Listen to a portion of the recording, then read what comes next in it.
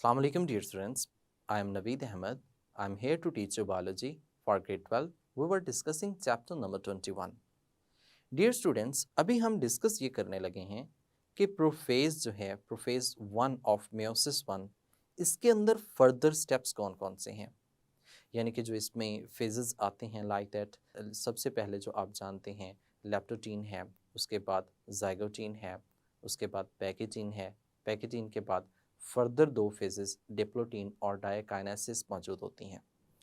अब ये फेजेस में इवेंट्स कौन से हैं, क्रॉसिंग ओवर कहाँ पे होती है, टेट्राड कहाँ पे बनते हैं, किस तरह से बाइवेलेंट फॉर्मेशन होती है, इन तमाम को हम अंडरस्टैंड करेंगे।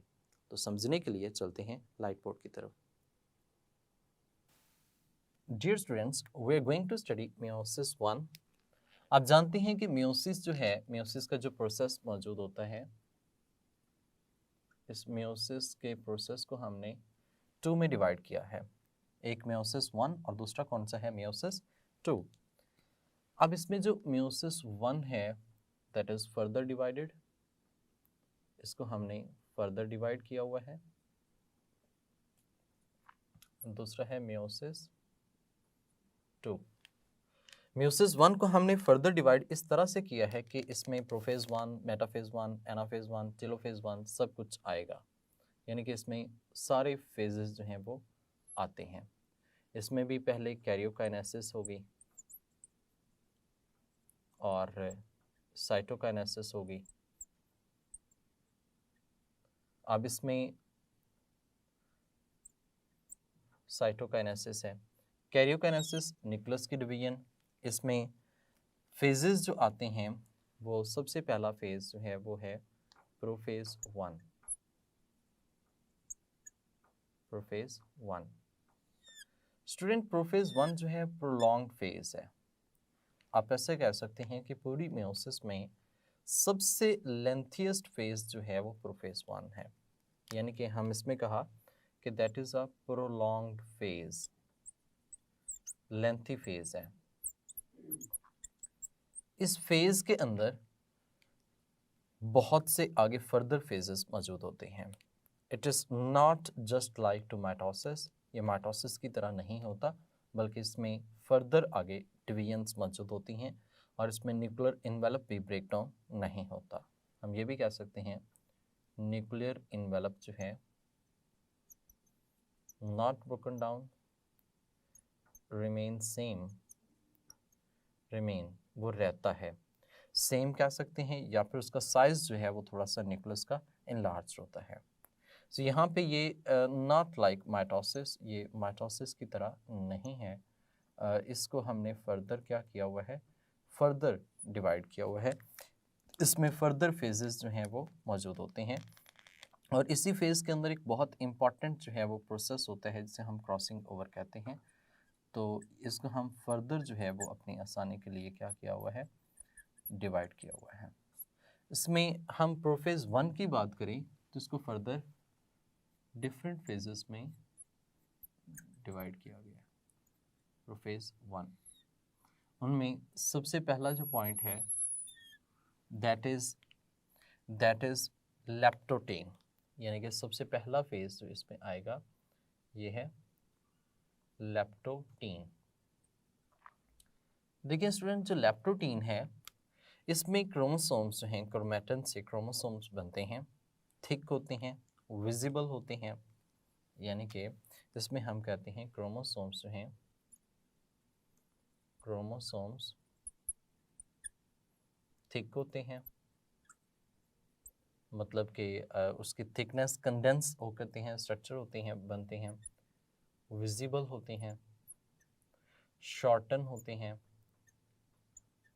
और इसी के अंदर क्रोमोसोम्स की अपीयरेंस जो है वो प्रॉपर तरीके से नज़र आना शुरू हो जाती है। यानी कि लेप्टोटीन जो है वो बेसिकली क्रोमोसोम्स को विजिबल करने में इन्वॉल्व होते हैं।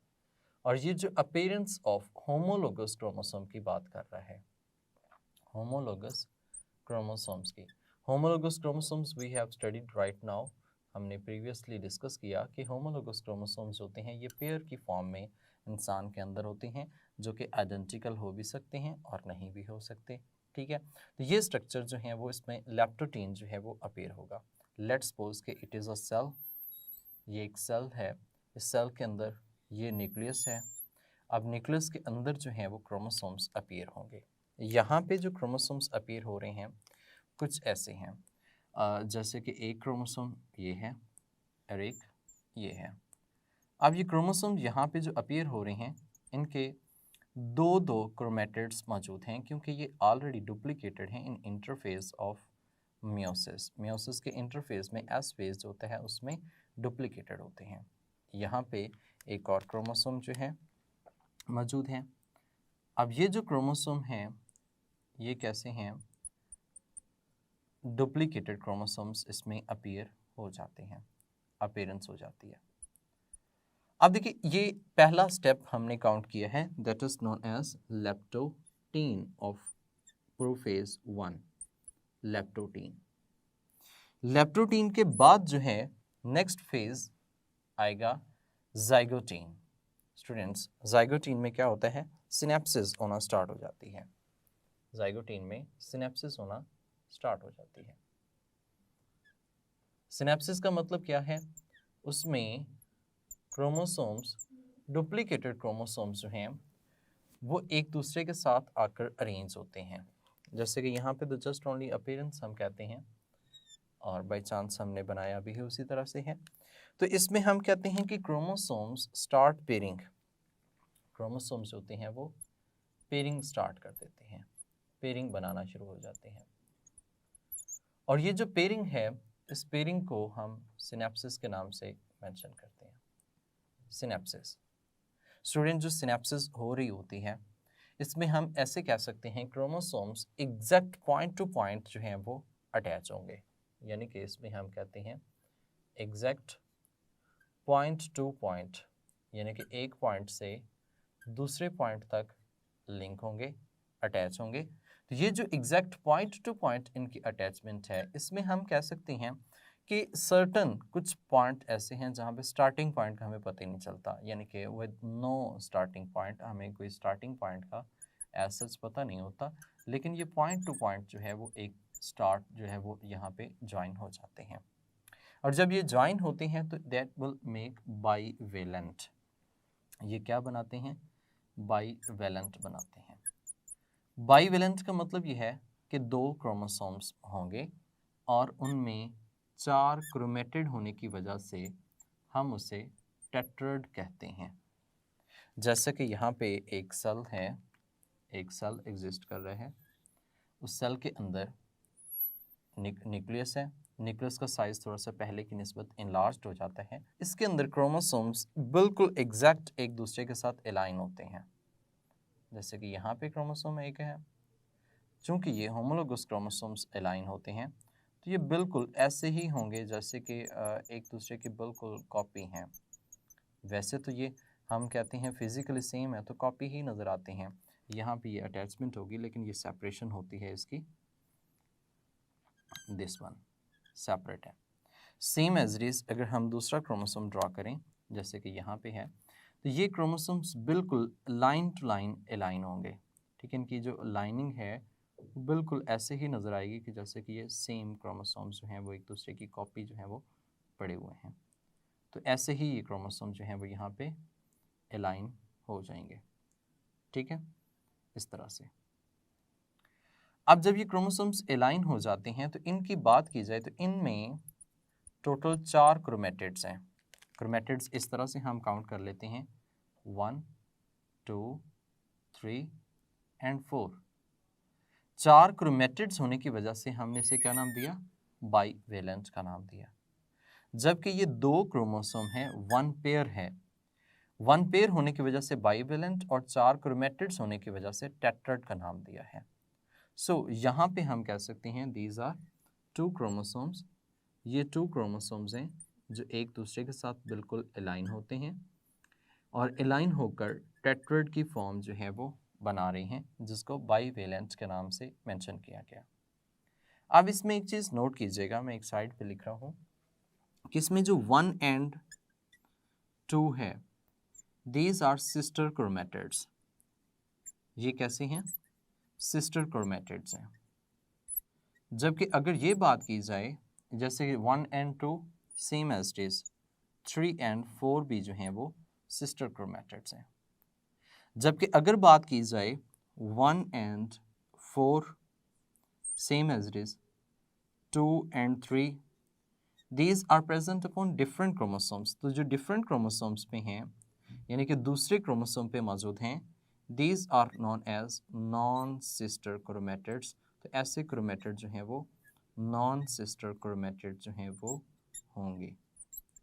यहाँ पे बात करें तो हमने ये बात की है कि जो 1 एंड 2 है ये sister chromatids because present upon 1 chromosomes, same as is 3 and 4 sister chromatids because present on 1 chromosomes. यहाँ पे हम बात करें इसमें, तो इसमें हमने ये बात की कि जो 1 एंड 4 है ये as it is non sister chromatids, 2 and 3 भी जो हैं ये नॉन सिस्टर क्रोमेटिड्स हैं। अब नॉन सिस्टर क्रोमेटिड्स एग्जिस्ट कर रहे हैं। अब जो नेक्स्ट फेज है उसको हम पैकेटीन के नाम से मेंशन करते हैं। नेक्स्ट फेज जो हमारे पास मौजूद है that is known as pachytene. ये पैकेटीन जो है वो मौजूद होता है। देखिए जो पैकेटीन है ये जाइगोटीन से एडवांस लेवल में आता है। पैकेटीन में क्या होगा, पैकेटीन में क्याज मेटा फॉर्मेशन होगी पहले, यानी कि हम कहते हैं कि वो अरेंज तो हो रहे हैं, आपस में ओवरलैप करेंगे, ओवरलैप, और ओवरलैपिंग को ओवरलैप नॉन सिस्टर क्रोमेटिड्स। कैसे chromatids? Non sister chromatids. Student एक याद रखिएगा, यहाँ पे हम एडजेसेंट नॉन सिस्टर क्रोमेटिड्स कहते हैं। एडजेसेंट नॉन सिस्टर क्रोमेटिड्स जो एक दूसरे के साथ मौजूद होते हैं, दीज आर 2 एंड 3। ये कौन से हैं? 2 एंड 3। ये जो एडजेसेंट नॉन सिस्टर क्रोमेटिड्स हैं ये आपस में क्या करेंगे? क्रॉसिंग ओवर करेंगे। इन्हीं के दरमियान में मटेरियल्स का एक्सचेंज होगा, ये क्रॉसिंग ओवर करेंगे। तो यहाँ पे भी ऐसा ही है कि जो 2 एंड 3 है इनके दरमियान में जो बेसिकली आपस में ओवरलैपिंग स्टार्ट होगी, एंड दैट ओवरलैपिंग स्टार्ट जो होगी that is known as chiasmata formation. Chiasmata formation, ये क्याज मेटा इसमें जो है वो बन जाएगा, तो इसको हम क्याज मेटा फॉर्मेशन कहते हैं। क्याज मेटा फॉर्मेशन के बाद दे एक्सचेंज देयर क्रोमोसोमल सेगमेंट। ये अपना क्रोमोसोमल सेगमेंट इसमें क्या करेंगे? एक्सचेंज करेंगे। तो जो exchange of their chromosomal segment है, exchange chromosomal segment, exchange segment of chromosome, ये जो सेगमेंट ऑफ क्रोमोसोम्स का एक्सचेंज होना है that is known as crossing over. इस पॉइंट को हमने क्या नाम दिया है? क्रॉसिंग ओवर के नाम से मेंशन किया है। तो क्रॉसिंग ओवर का जो कॉन्सेप्ट है वो किस में आ जाता है? पैकेटीन के अंदर आता है। तो क्रॉसिंग ओवर जो है वो पैकेटीन के अंदर हो रही होती है।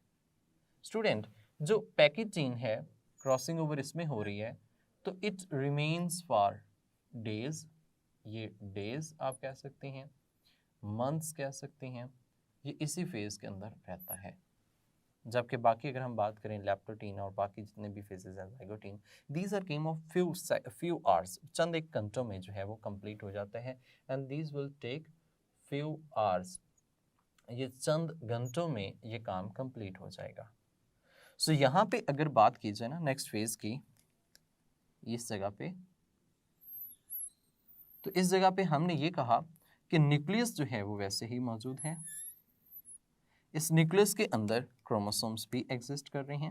मैं क्रोमोसोम्स को थोड़ा सा शॉर्टन करता हूं ताकि आपको समझ आ सके। लाइक दिस वन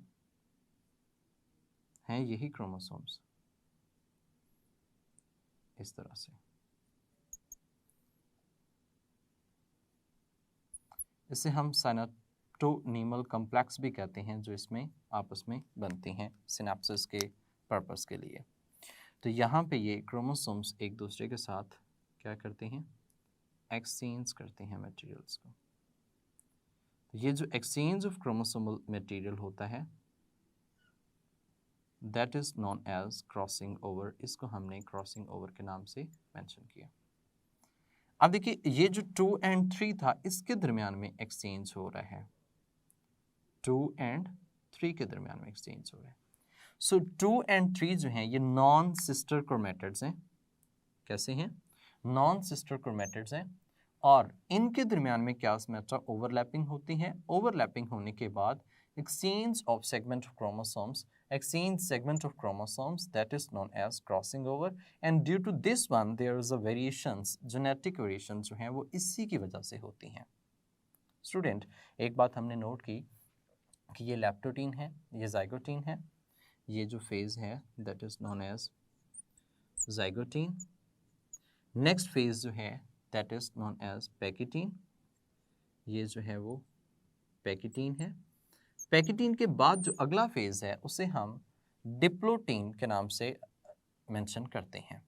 डिप्लोटीन के बाद जो है वो नेक्स्ट फेज होगा डायाकाइनेसिस।